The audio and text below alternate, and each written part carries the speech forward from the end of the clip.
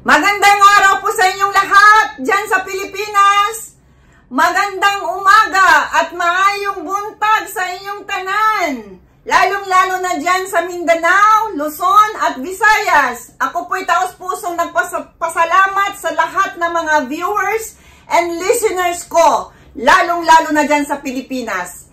Maraming salamat sa walang sawang pakikinood o panunood sa aking maliit na channel. At doon sa hindi pa nakapag-subscribe, humihiling po ako ng kaunting pabor na i-subscribe ang aming maliit na channel at pakiclick na rin ang notification bell para sa susunod kong i-explore na mga magagandang informasyon ay masubaybayan niyo po. Maraming salamat. At guys, huwag na tayong paligoy-ligoy pa. Sisimulan ko na ang naiiba namang topic natin ngayon na hindi ito doon sa mga love life o mga ano-ano, kundi ito na may tungkol naman ito sa business, no? So, bibigyan ko kayo ng 3 negosyo na patok sa tao sa Pilipinas, lalong-lalo na sa Pilipinas. At hindi lang sa Pilipinas, sa buong mundo po ito, no? Ako po isa po akong negosyante noong nandito pa yung mga cultural dancers natin, no? Na tawag dito. Pero dahil nawala na po sila, hininto ko po yung ko. Pero ang business ko po is about apparel. Apparel po, nasa damitan, no? Mga RTWs. Yun po ang business ko dito sa Japan. Sa buong Japan ko po sinusuplayan yung mga talent. Na dahil sa Japan, kahit saan naman yung mga talent, nasa Tokyo, nasa Nagoya, nasa Osaka, nasa Hokkaido, nasa Aomori, kung saan-saan sila po. Kaya yun po, through telephone lang po, magte-telepono sila sa aking company at mag-request ng catalog, tapos bibigyan, hi, sa Ate Stella ninyo, baka kilala nyo ako, yung mga nakapag-order sa akin na mga dating mga nagja-Japan noon. Andito na ako sa harap ng camera, wala na ako sa business. O yan, napachismis pa, no? So, simulan na natin yung ibibigay kong 3 negosyo na talagang patok na patok sa atin o sa mga tao. So, narito ang 3 negosyo na dapat mo nang simulan para sa kayaman mo balang araw, no? So, yung number 1 is yung pagkain or foods na tinatawag, no? Alam ba ninyo guys na laging popular sa atin sa Pilipinas ay ang mga konseptong gaya ng mga kainan na nag-aalok ng lokal na pagkain tulad ng karinderya, street food, at specialty sa mga dessert shops ay maaari kang magtagumpay sa business na ito. So, ano ba yun guys, no? So, ang ibig sabihin ng pagkain, isa po yan na kailanganin ng tao ang pagkain. Pagkain, food, no?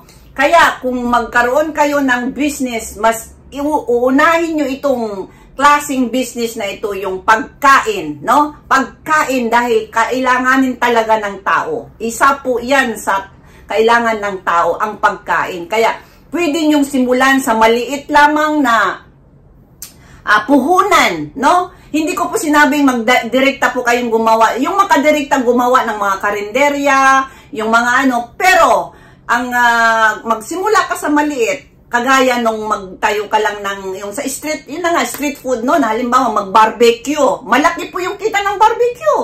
Kaya wag po tayo kaagad na parang gusto natin kaagad yung malakihan. Magsimula po tayo. Dahil ako rin po nagsimula sa maliit na puhunan nung ako po nag-business dito sa Japan, no? Dahan-dahan lumaki. Pero yun nga na, nag-close lang siya. Nung hindi po nalugi, nag-close lang kasi wala nang mga Japayuki, wala nang nagtatalent.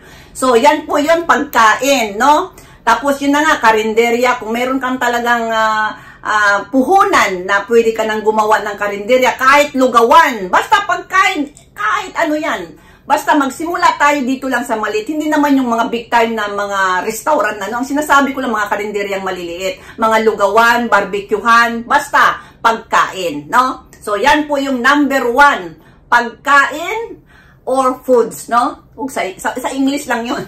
At ang number 2 naman, ito, malaking to. Talagang, ang tawag dito, ang pamangkin ko nandito online selling. Tandaan nyo guys, ito na talaga ang dahil sa ating teknolohiya, no? Nandyan na lahat ang media, nandyan na lahat ang Facebook, nandyan na ang Twitter, nandyan na lahat ang Instagram o ano-ano pa dyan, YouTube, no? So, online selling. Ang online selling ng mga produkto mula sa mga damit, beauty products, gadgets, at iba pa ay patuloy na maganda ang kita. Bukod dito, may mga platform para sa food delivery, grocery delivery at iba pang mga serbisyong online ay naging malakas din sa mga huling taon nito. So, yan po guys, tandaan natin, isa po yung online.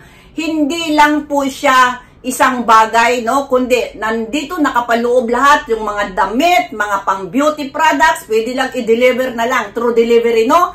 Yan po yung aking business dito sa Japan, yung mga damit ko na i-deliver na lang sa Tokyo. Dahil ako po nasa probinsya, so may umorder sa Tokyo, ipapadeliver ko na lang sa sa carrier, no? So doon patungo sa Tokyo. Yan po yung tinatawag na online selling po na i-deliver na lang sa lang sila sa online lang sila o-order, tapos yon ipapak mo, tapos ihahatid mo sa kanila sa address nila, tapos ihuhulog yung pera o yung bayaran ninyo.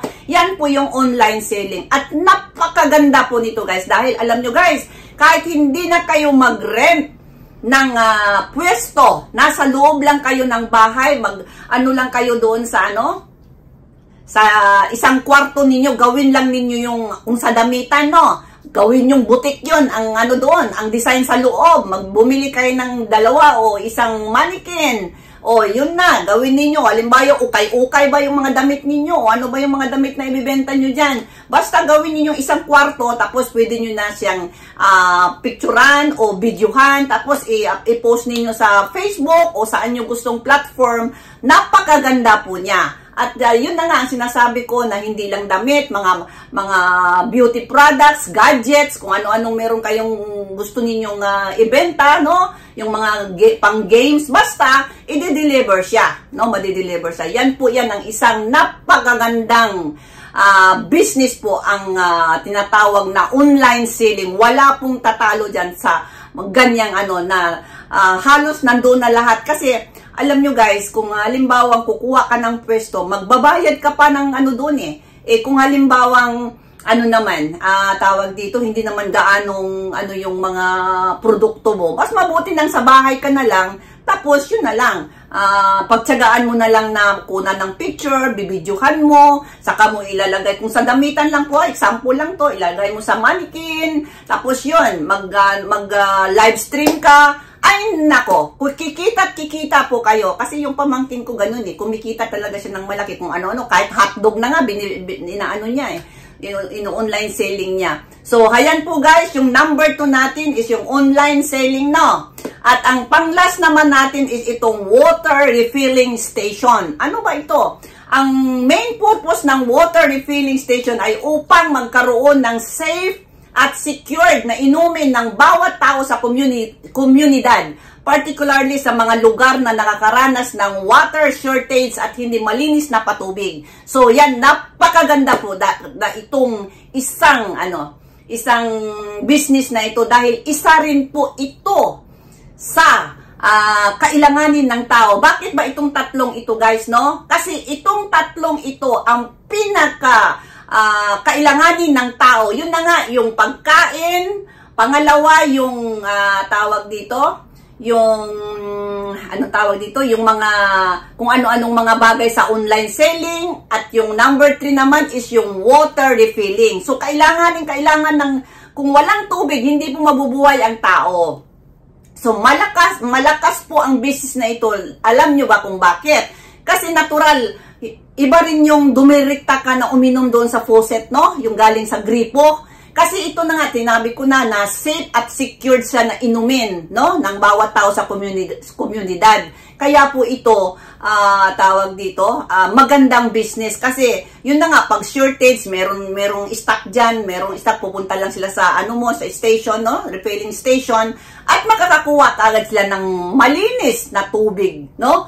At yan po yung number 2. Pero hindi ko lang po alam kung magkano ang capital po nito na sinisimulan dyan sa Pilipinas. Pero meron akong kakilala sa Laguna, Calamba, na talagang lumaki po, nagkaroon ng napakaraming branches, no, ang kanyang water refilling station.